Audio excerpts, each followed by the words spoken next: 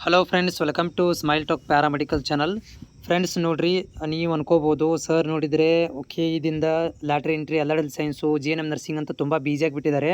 ನಮಗೆ ನೋಡಿದರೆ ಏನು ಮಾಹಿತಿ ಗೊತ್ತಾಗ್ತಾ ಇಲ್ಲ. ಬೋರ್ಡ್ನವರು ಕೂಡ ಕಾಲ್ಗಳನ್ನು ಸರಿಯಾಗಿ ರಿಸೀವ್ ಮಾಡ್ತಾ ಇಲ್ಲ. ವೆಬ್ಸೈಟಲ್ಲಿ ಕೂಡ ಯಾವುದೇ ಥರಂಥ ಮಾಹಿತಿ ಇಲ್ಲ.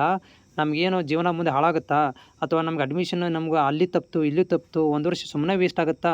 ಟೆನ್ಷನಲ್ಲಿ ಇರೋಕ್ಕೆ ಹೋಗ್ಬೇಡ್ರಿ. ಯಾಕಂತಂದರೆ ಇನ್ನೂ ನಿಮ್ಮದು ಡಾಕ್ಯುಮೆಂಟ್ ವೆರಿಫಿಕೇಷನ್ ನಡೀತಾ ಇದೆ. ಸೊ ಹೀಗಾಗಿ ಯಾವುದೇ ಥರಂಥ ಅಪ್ಡೇಟ್ ಇರೋದಿಲ್ಲ.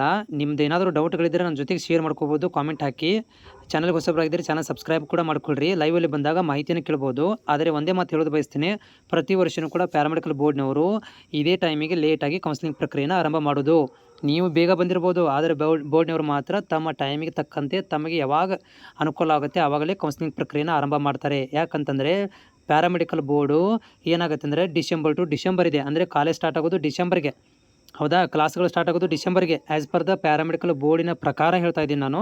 ಡಿಸೆಂಬರ್ ಟು ಡಿಸೆಂಬರ್ ಅಕಾಡೆಮಿಕ್ ಇರುವುದರಿಂದ ನೀವು ಅನ್ಕೋಬೋದು, ಇಲ್ಲ ಸರ್ ನಾವೆಲ್ಲ ಇಷ್ಟು ವರ್ಷದಿಂದ ಬರೀ ಮಾರ್ಚ್ ಟು ಮಾರ್ಚ್ ಓದ್ಕೊಂಬಂದಿದ್ದೀವಿ, ಮಾರ್ಚಲ್ಲಿ ಎಕ್ಸಾಮ್ ಬರೆದಿದ್ದೀವಿ, ಜೂನಲ್ಲಿ ಕ್ಲಾಸ್ ಸ್ಟಾರ್ಟ್ ಆಗ್ತಿದ್ದು, ಈಗ ಎಲ್ಲ ಕಡೆ ಕಾಲೇಜ್ ಸ್ಟಾರ್ಟ್ ಆಗಿದೆ. ಇದು ಹೆಂಗೆ ಸರ್ ಅಂತಂದರೆ, ಇದು ಪದ್ಧತಿನೇ ಹಾಗೆ.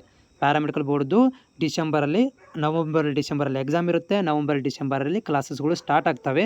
ಈಗ ಅಲ್ಲಿ ತನಕ ಇರೋದರಿಂದ ಈ ಬೋರ್ಡ್ನವ್ರು ಏನು ಮಾಡ್ತಾರಪ್ಪ ಅಂತಂದರೆ, ಸ್ವಲ್ಪ ಸ್ಲೋ ಆಗಿ ಕೌನ್ಸಿಲಿಂಗ್ ಪ್ರಕ್ರಿಯೆನ ಆರಂಭ ಮಾಡ್ತಾರೆ. ಸೊ ಇದು ಯಾವಾಗ ಆರಂಭವಾಗೋದು? ಎಲ್ಲರದು ಡಾಕ್ಯುಮೆಂಟ್ ವೆರಿಫಿಕೇಷನ್ ಆನ್ಲೈನ್ ಮುಖಾಂತರ ಮುಗಿಬೇಕು, ಎಲ್ಲ ಪ್ರತಿಯೊಬ್ಬರದು ಪೇಮೆಂಟ್ ಎಲ್ಲ ಕ್ಲಿಯರ್ ಆಗಬೇಕು. ಆವಾಗ ಅವ್ರು ಏನು ಮಾಡ್ತಾರಪ್ಪ ಅಂತಂದರೆ, may be next month first ವೀಕಲ್ಲಿ ನಿಮಗೆ ಯಾವ್ದಾದ್ರು ಒಂದು ಗುಡ್ ನ್ಯೂಸನ್ನು ಅವರು ಕೊಡಬಹುದು. ಇನ್ ಕೇಸ್ ಹಾಗೇನಾದರೂ ಮಾಹಿತಿ ಬಂದರೂ ಕೂಡ ನಾನು ನಿಮಗೆ ತಲುಪಿಸ್ತೀನಿ. ಯಾರು ಟೆನ್ಷನ್ ತೊಗೊಳ್ಳೋದು ಅವಶ್ಯಕತೆ ಇಲ್ಲ. ಯಾಕಂದರೆ ನೀವು ಹೊಸಬರಿದ್ದೀರಾ, ನಿಮಗೆ ಮಾಹಿತಿ ಗೊತ್ತಿಲ್ಲ ಅಂತ ನಾನು ಹೇಳ್ತಾ ಇದ್ದೀನಿ. ಕೌನ್ಸಿಲಿಂಗ್ ಕರೀತಾರೆ, ನೀವು ಅಟೆಂಡ್ ಆಗ್ತೀರಾ, ಆಮೇಲೆ ಆಲ್ಮೋಸ್ಟ್ ಎಲ್ಲರಿಗೂ ಕೂಡ ಸೀಟ್ ಸಿಗುವಂಥ ಚಾನ್ಸಸ್ ಇರುತ್ತೆ.